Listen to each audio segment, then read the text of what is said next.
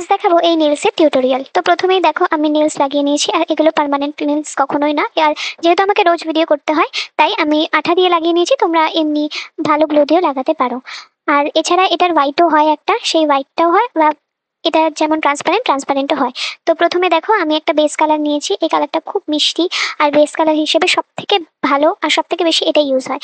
তো প্রত্যেকটা, যেহেতু এটা নেল আর্ট, তো প্রত্যেকটা নেলসে আলাদা আলাদা টাইপের ডিজাইন করবো, তাই বেস কালারটা আমি এই তিনটেতেই দিচ্ছি, কারণ এই তিনটেতেই আমার মোটামুটি বেস কালারটা দিলেই হয়ে যাবে।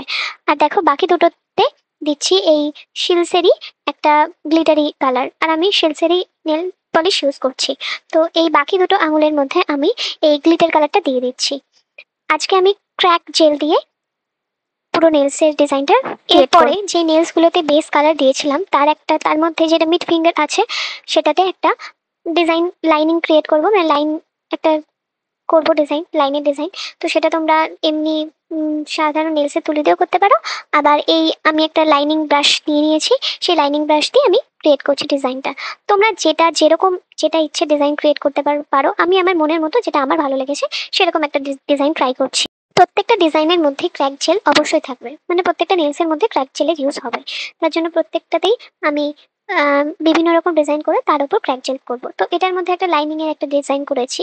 এরপরে আর বাকি যে দুটো নেলস আছে, মানে এই যে নেলসটা যেটা রয়েছে আর থাম্বনেল নেলসটা, এই দুটো নেলসে আমি একটা ফ্রেঞ্চ আর্ট ক্রিয়েট করব। ফ্রেঞ্চ সবসময় যে কোনো ডিজাইনের মধ্যে যদি তুমি একটা ফ্রেঞ্চ নেলস দিয়ে দাও সেটা দেখতে সুন্দর লাগে, খুব সুন্দর লাগে।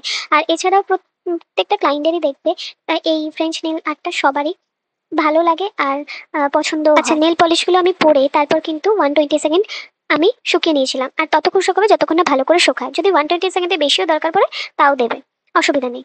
আচ্ছা, এরপরে ভালো করে নেল পলিশটা শুকিয়ে যাওয়ার পর, আবার বলছি ভালো করে পলিশটা শুকিয়ে যাওয়ার পর তারপরে আমরা এই ক্র্যাক জেলটা তার উপরে দেব। আমি যেই যে ডিজাইনগুলোতে করেছি, মানে যেই যে ডিজাইন ক্রিয়েট করেছি, যেগুলোতে মোটামুটি আমার যার যার মধ্যে যতটা গোল্ডেন টাচ আছে যেটার মধ্যে, প্রত্যেকটার ওপরেই আমি ক্র্যাক জেল দিয়ে ডিজাইন। এখানে ক্র্যাক জেলটাও আমি শিলসেরই ইউজ করেছি, আর খুব ভালো হোয়াইটের মধ্যে একটা ব্ল্যাক আছে, একটা হোয়াইট আছে, বিভিন্ন কালার আছে। আমি হোয়াইটটা আমার কাছে আছে, আমি হোয়াইটটা দিয়ে করছি। আর দেখো এটা কিন্তু আমি একটু সময়ের, আমি কিছুক্ষণের জন্য একটা পজ ছিল আমার ভিডিওর মধ্যে, তাই দেখো বাকিগুলোর আঙুলের মধ্যে দেখো আমার কিন্তু ক্র্যাকটা প্রায় ক্রিয়েট হয়ে গেছে। তো তোমরা ততক্ষণ পর্যন্ত সময় দেবে যতক্ষণ পর্যন্ত না ক্র্যাকটা ক্রিয়েট হয়।